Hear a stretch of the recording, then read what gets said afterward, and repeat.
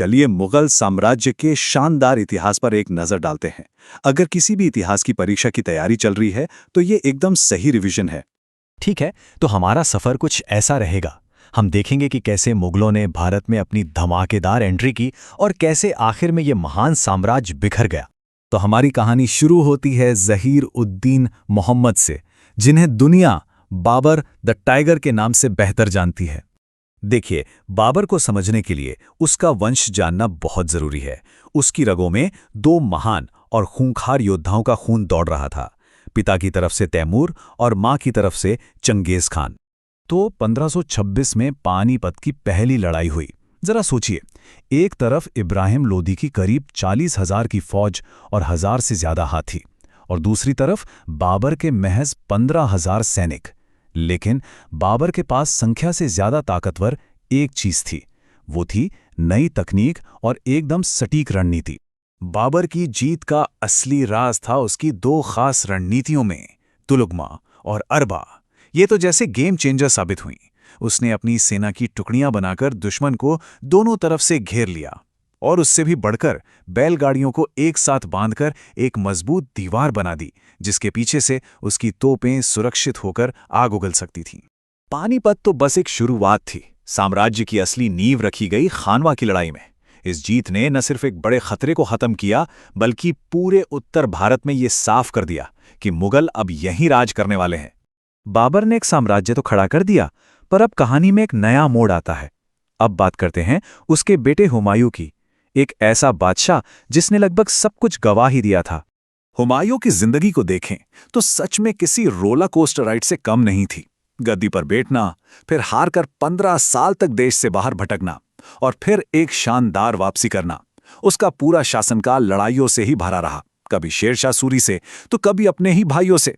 हुमायूं ने अपने देश निकाले के साल फारस यानी आज के ईरान में गुजारे, और जानते हैं, यही समय मुगल संस्कृति के लिए एक नया मोड़ लेकर आया।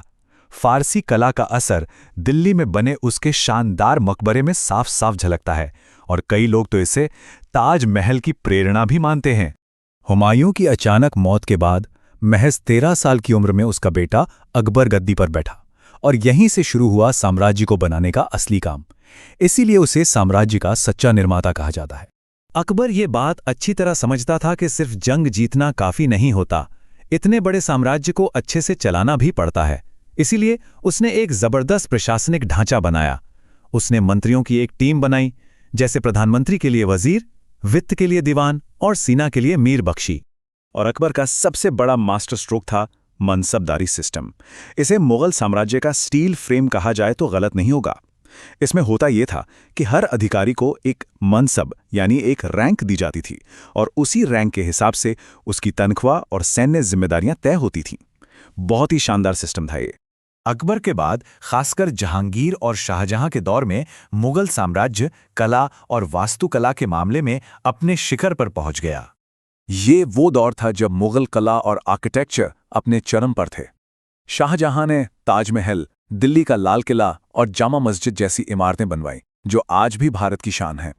ये इमारतें सिर्फ पत्थर नहीं हैं, ये भारतीय, फारसी और इस्लामी शैलियों का एक ऐसा खूबसूरत संगम है जो मुगल साम्राज्य की ताकत और कला को बयां करती हैं। और अब बात करते हैं आखिरी महान मुगल बादशाह औरंगजेब की। उसका शासनकाल विरोधाभासों से भरा हुआ था। उसने खुद को आलमगीर का खिताब दिया, जिसका मतलब है दुनिया को जीतने वाला, और उसने ऐसा करके भी दिखाया। लगातार लड़ाइयां लड़कर साम्राज्य को इतना फैलाया जितना पहले कभी नहीं था। लेकिन इसी विस्तार की एक बहुत भारी कीमत चुकानी पड़ी, खासकर दक्कन की लड़ाइयों में। अजीब बात यह थी कि औरंगजेब साम्राज्य को जितना बड़ा बना रहा था, उसकी नींव उतनी ही खोखली होती जा रही थी। दक्कन में सालों साल चली इन लड़ाइयों ने साम्राज्य को अंदर से दीमक की तरह चाट लिया। शाही खजाना खाली हो गया, सेना का मनोबल टूट चुका था और प्रशासन बिखर रहा था। असल में यहीं से मुगल साम्राज्य के पतन की कहानी की शुरुआत हुई। औरंगजेब की मौत के बाद तो साम्राज्य के बिखरने की रफ्तार और भी तेज हो गई। तो अगर हम देखें कि पतन के मुख्य कारण क्या थे, तो 4 बड़ी बातें सामने आती हैं। पहला, औरंगजेब के बाद कोई ताकतवर बादशाह नहीं आया। दूसरा, अमीर और दरबारी भ्रष्टाचार में डूब गए। तीसरा, सेना कमजोर हो चुकी थी। और चौथा और सबसे बड़ा कारण, गद्दी के लिए कोई पक्का नियम नहीं था। हर बादशाह की मौत के बाद गृह युद्ध छिड़ जाता था, जो साम्राज्य को अंदर से खत्म कर रहा था।